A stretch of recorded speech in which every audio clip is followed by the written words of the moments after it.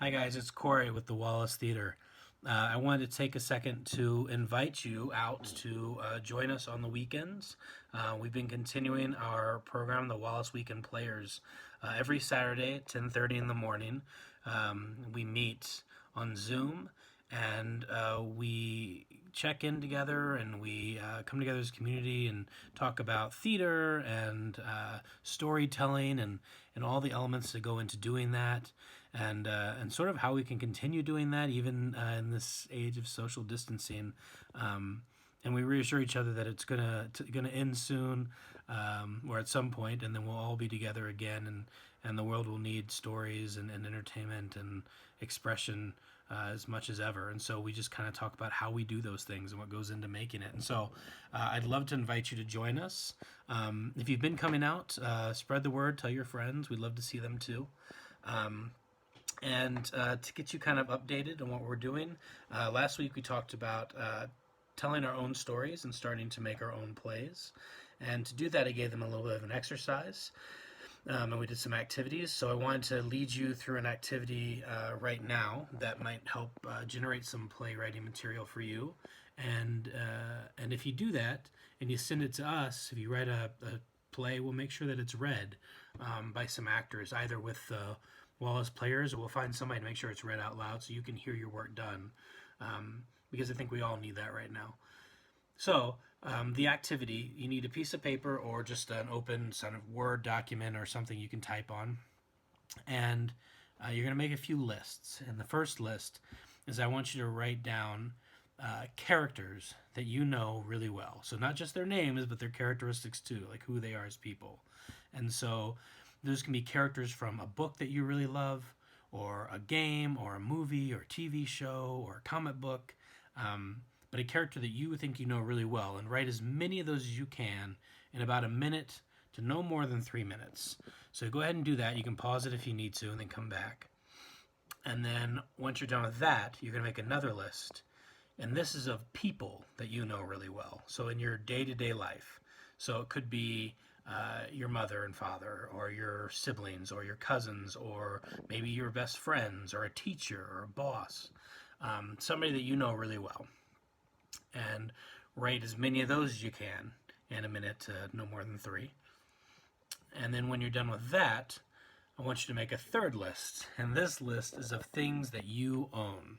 So it could be something big, like maybe your family owns their home and you write your house. It could be something small, like a toothbrush. But as many things as you own, and just write a list. Again, take a minute to no more than three. Write as many of those as you can. And then once you have that, I want you to start writing a list of settings. So a setting can be a place, it can be an event. So it could be your bedroom, or your grandma's house, or it could be an event like the Super Bowl. Maybe you think you know the Super Bowl really well. So write a list of events or places and take a minute to 3 minutes to do that.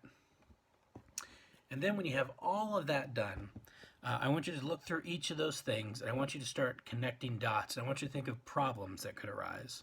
So maybe you said, maybe you own a potato, and it's a prize-winning potato, and maybe it's your mom is on the list, and so your mom finds your potato, your prize-winning potato, but doesn't know what it is and cuts it up and serves it for dinner, and so that's a problem.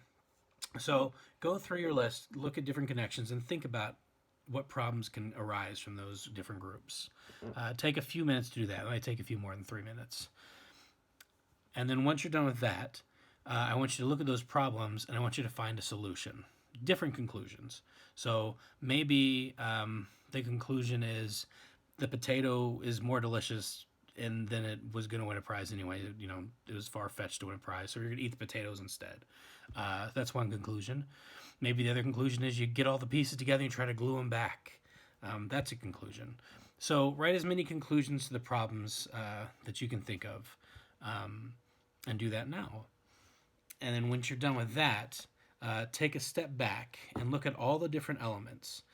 your characters, your setting, your problem, your different conclusions. And I want you to put them all into a formula that I'll read to you now. This is a play about blank. It takes place in blank. The main character wants blank, but blank. It begins when blank, and it ends when blank. So you take your story, the one that you just wrote about, and you put it into that formula. And then that is the beginnings, the seeds of a really good beginning to a play. And so you take that formula away and you start writing your play. Write a play, keep it simple, 2 characters, 3 tops, and just focus on dialogue, what they're talking about, what they're saying, what do they have to say about the problem, the issues at hand.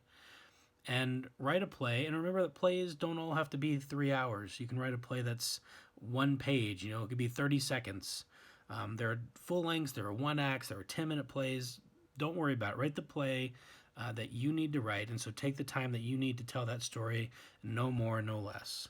And when you're done with that, and remember, it's just a first draft, and that's okay, but when you're done with that draft, email it. Have Allison will add an email to this that you can send your plays to. Email the Wallace at that email, and we'll make sure your play gets read and heard out loud, which will be super fun. And please, if you write the play or not, just come join us anyway on Saturdays. We'll continue to meet together, to be together and celebrate storytelling and each other at this time. And I hope to see you on Saturdays at 10:30 on Zoom. Bye, guys.